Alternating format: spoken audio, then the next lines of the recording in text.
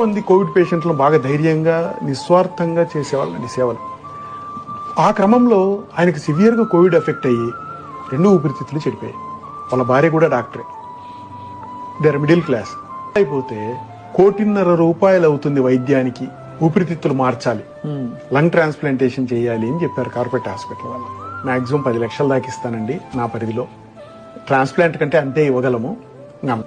ఇది ముఖ్యమంత్రి గారి దృష్టికి వచ్చింది. వచ్చినప్పుడు పిలిపించారు.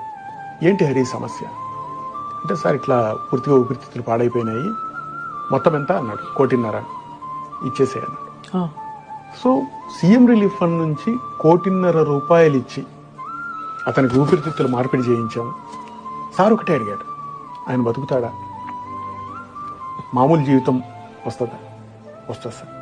ఒక జీవితం నిలబడేటప్పుడు డబ్బుదేముంది హరి, ఇచ్చేసి 1,50,00,000